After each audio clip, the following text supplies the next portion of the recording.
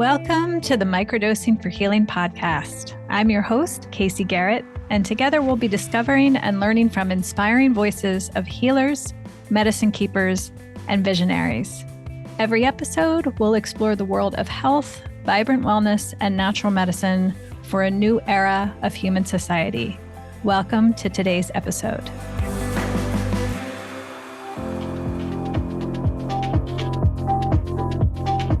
All right. Welcome back, everybody. Today we're on to part 5. And today is one of my favorite topics to share with you guys, which is how in the world do we market? Like, how do we market this stuff? Yes, marketing something like this is unique. And so I'm super excited to share. I love marketing. And, that's very unusual for a lot of healing artists, but I encourage you to think of marketing as a way, instead of marketing and selling, think of sharing and expressing. Marketing to me is just, it's like art. When my practice and my businesses have always been just expressions of me at different parts in my life. And when you look at it that way, it takes a lot of the pressure that we feel of like marketing and branding and promoting and kind of all of the like layers of judgment and weirdness we pile on those things. So just thinking of it as, how are you going to creatively share your work with the world? And it's a lot more fun that way to put it in that context. So that's what we're going to talk about today. It's one of my favorite subjects.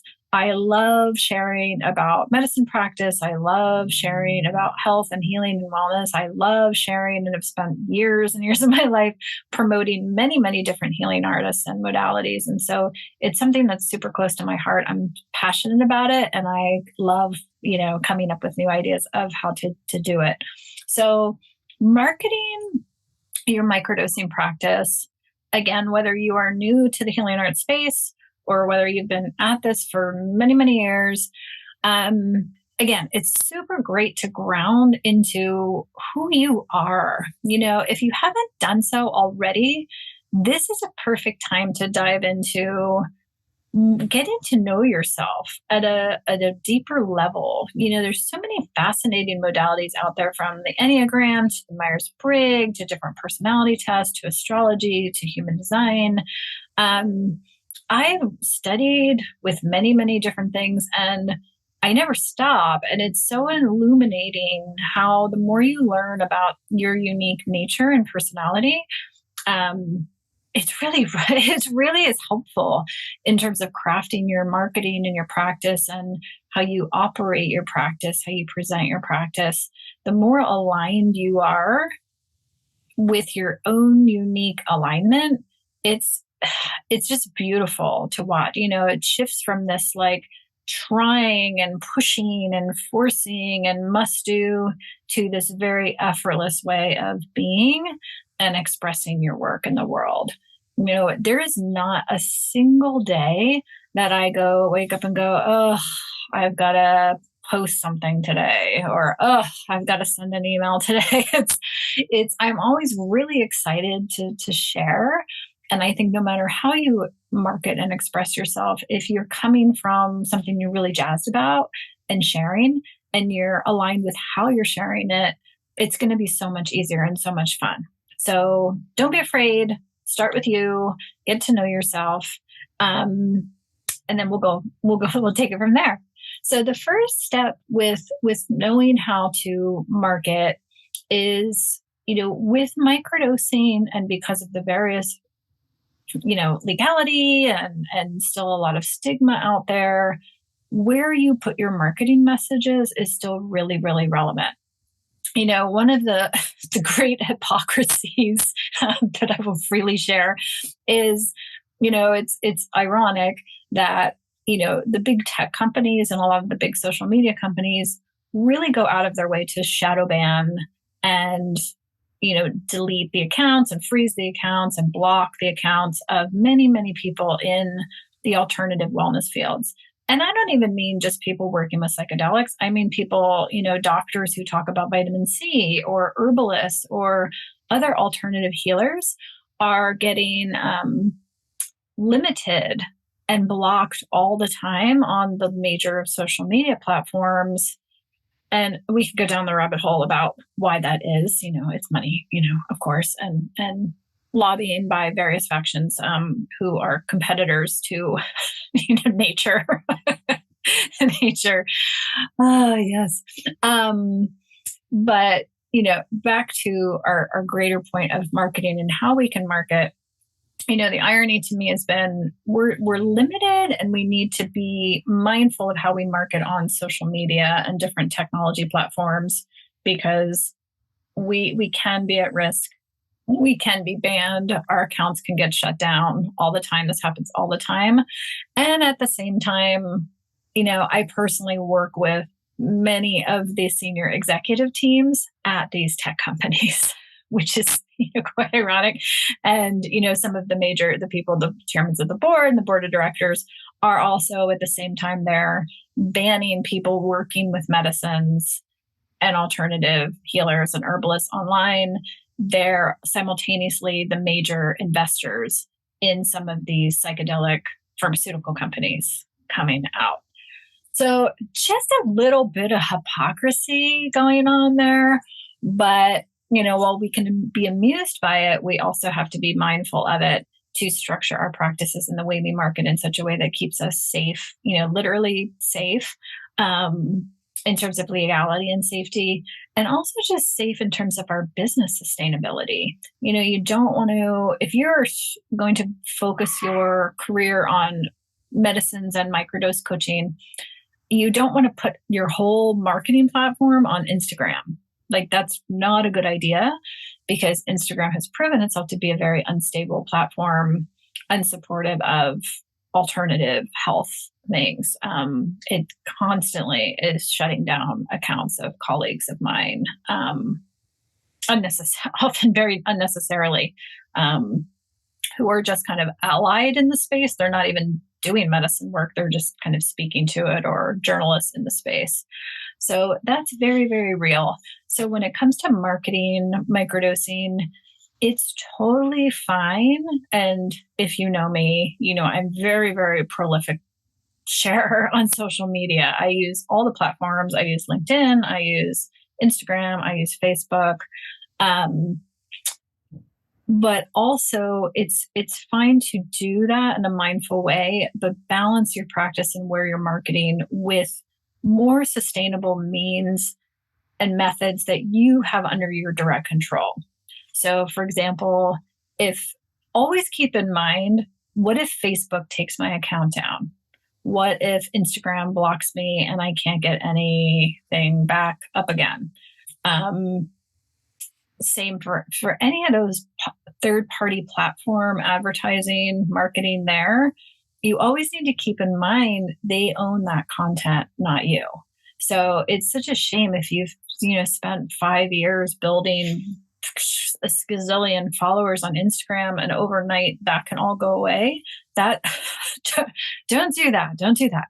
So if you already have a large part of your practice on social media, I encourage you as soon as possible to start bringing them over into your own community, into your own email list. So it's very, very important to build your email list. If you're starting out in a brand new practice, or you're pivoting from like a corporate career to a healing arts career, awesome. This is the perfect time to start with the building blocks from scratch as to what will be sustainable and what you will own over time. Like, people often think, I have to be on Instagram. That's for everybody. You don't have to be on Instagram. Yeah. Instagram is not going to be right for people, for everybody.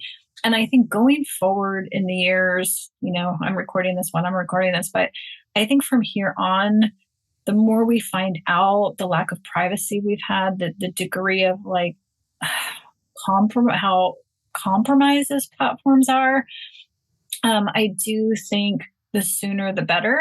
You start building your email list, you start building those networks that you have you control, you own, you can control the privacy for people, you can control access to people's data that way is going to be really, really important in the coming year. You want to be able to tell your clients that they can have privacy with you, they can have confidentiality with you, and really genuinely mean it. If you're operating your practice on Facebook and Instagram, like, you have no privacy, your clients have no privacy. So setting up those systems for at the start is a great idea, and moving away from them is also a good idea to have a backup plan. So marketing in terms of your own building your own community is mostly going to be through email still. Sometimes people think like, oh, are people still doing like email newsletters? They're so effective and they're so personal, and yes, there's a happy medium, but you don't want to over email people. But you're not, like, you would be really, really surprised if you asked your clients, I am, I communicate a lot, as you can imagine, with my clients. And I'm surprised, like, every time I run into one of them in the world, very often I'm like, oh, you read it. They comment on they read it, or they appreciated this or that. But most frequently, they appreciate how consistent I am with it. And again, this goes back to being consistent in the way you set up your practice. It's in a world where there is just everything's kind of all over the place, and there is no familiarity and consistency. Little things like that aren't a big deal to you are actually a really, really big deal to your client. So if they know, there's an email newsletter coming on the same day every week, or even the same day each month, or doing a seasonal thing, is way more meaningful than And also within your email, you have a lot more latitude in terms of what you can say and what you can express freely without worrying about, oh, I can't use this word or that word or this word.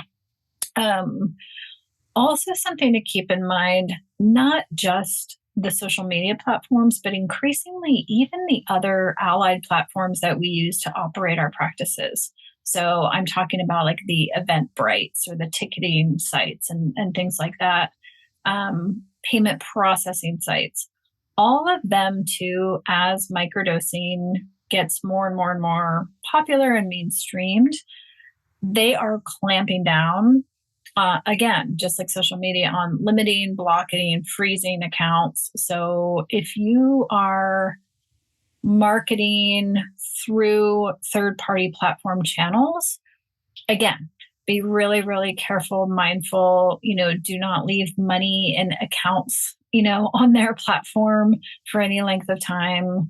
Make sure those transactions move through to you quickly. Be mindful of the languaging you're using. Again, if it's your platform, if it's your email, you have more freedom than you do, say, on a ticketing party website.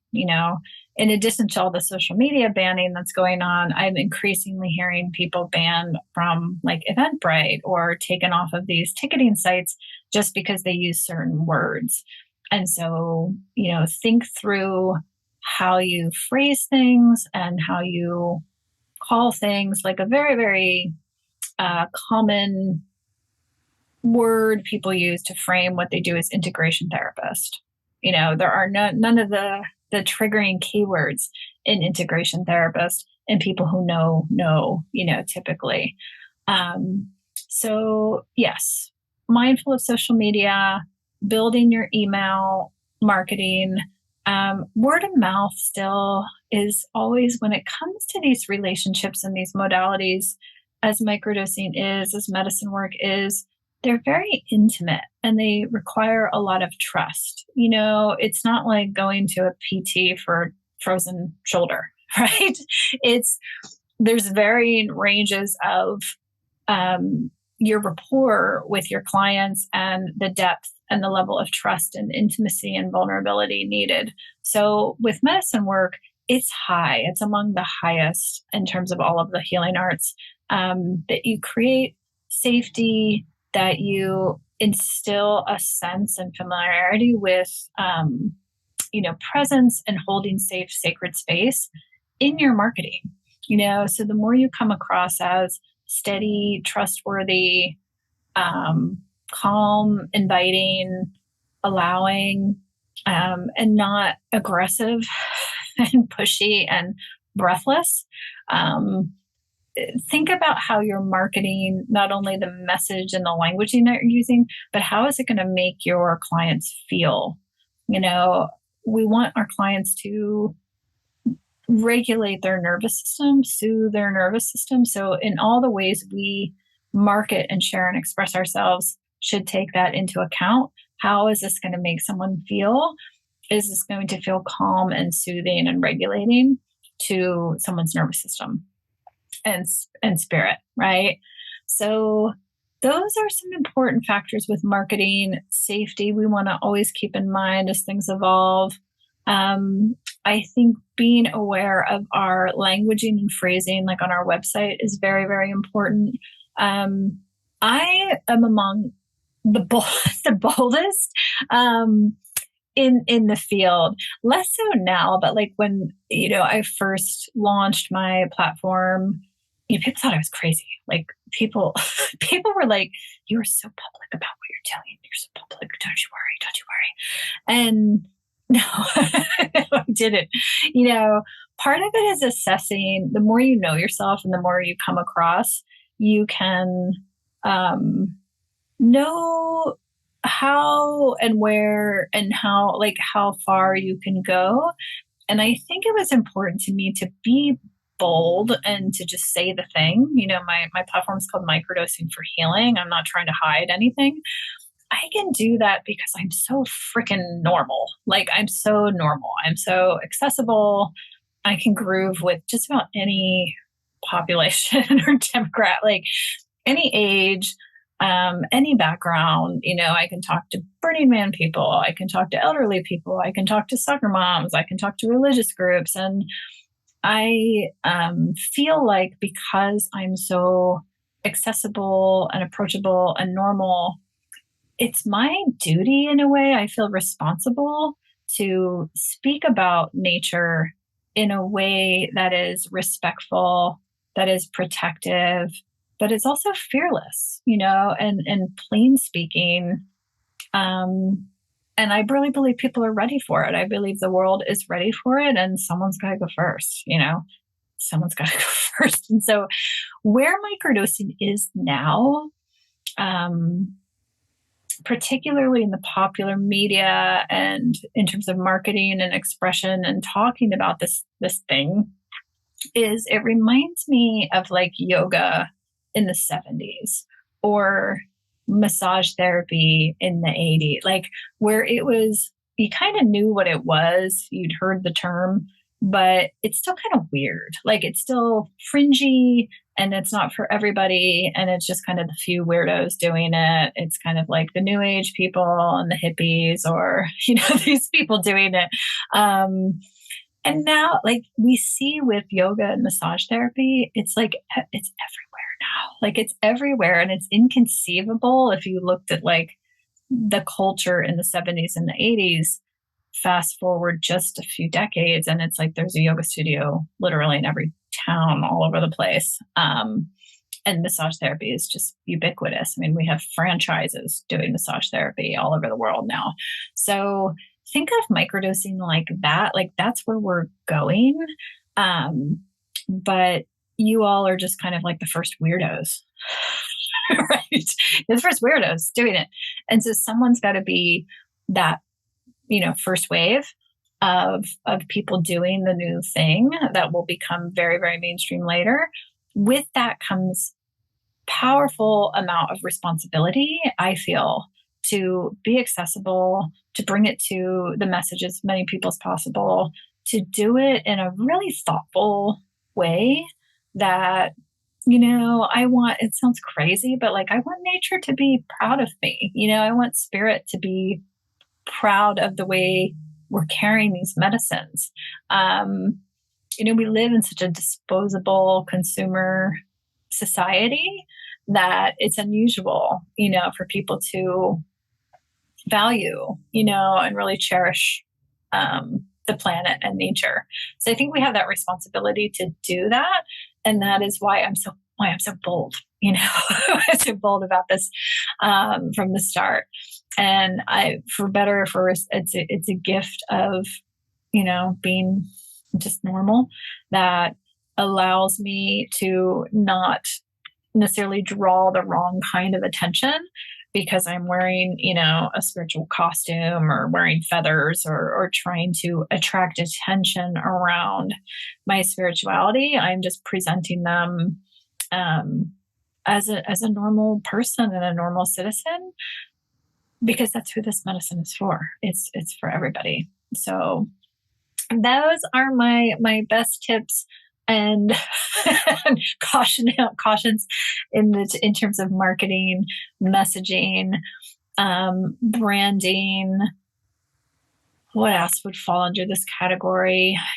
Talking about the medicines. I think it's important to um, realize and note who we're talking to in our community. So I've really witnessed this as our community has grown. We've had hundreds of people enter our community at this point. And it's really important whether you're holding space for your clients together in groups or you're out sharing and marketing and expressing yourself about your work, medicine practice, is really understand that people are unique and it's meant to be that way. Again, we need to get past this monotone society and embrace people's differences. Like, difference is great, being diverse is great. And so, in terms of nature, like, it would be a very freaking boring world if it was just like all, I don't know, like all ants, like it was just ants. It's like we need we need all the kingdoms, and people are no different. And so, I really see it's very clear. I work virtually for the most part, and if you guys work on virtually at all on Zoom, there's always the people that are super dialed it, like very present, listening to all of the other shares. And then there's the person who, when they're not sharing, they're like furiously in the chat. They need more. Or there's the people who, come to every gathering you have. And then there's the other people who barely come to anything, but when they do, they're asking for more. Like, they want a Facebook group and they want a community thing and they want a Slack channel and they want more. It's just like that in nature. There's diversity among beings. And that's the same thing when you're marketing and expressing yourself, is really take the time to take the pulse and temperature of who you're speaking to and how you're framing things. So for microdosing specifically, I'll give you some specific examples to illustrate this. So if I'm talking to an audience of mostly men who are over 60, which I have, I go really, really deep on research, science, academia, and what all of those factions think about microdosing, what they've shown, research, studies that have come in, men who have decided these medicines are okay, because people just, in our human nature, it's our human nature to look for validation from people who look like us, that we relate to. So that demographic is going to look to people who look like them, or to people who, in their mind, wield power and influence and are the authority to believe it, right? They're more likely to believe them than they are me. It's true. I might not be happy about that, but it's just truth. And I know that. So if I get up in front of an audience like that, I'm not just going to talk about me and my perspective. I'm going to reference all of these other people that they're going to respond to in a different way. That's kind of an audience that, when these articles come out of like, silly bioscience psychedelic company is their stock is shooting up or whatever, or Morgan Stanley, gives the green light to psychedelics, or they hear that, and that is affirmation of positivity for them, and they're okay. Okay, these people said microdosing works. These people said psychedelics are therapy and acceptable. That works. I receive these notifications. I don't care. Like, I really don't care that Morgan Stanley, approves nature. Like who cares? But again, it's just marketing is knowing how other people feel and using your empathy and your intuition to know how you need to meet people to help educate, open minds, and bring people to practice who have so much to benefit by these medicines, right? And working with you. So marketing is equal parts empathy as it is to everything else. Your sensitivity and your empathy that you probably have quite naturally is really, really a beautiful gift to have when it comes to marketing and expressing medicine practice. So thank you for being here so much. As you can tell, I'm very passionate about sharing the medicines. It's a big part of my life. And I'm here to help you do that and support you in doing that as best I can. So thank you. I hope you found this chat beneficial, and I'll see you soon. Thank you for listening to today's episode of the Microdosing for Healing podcast. Are you ready to take the next step?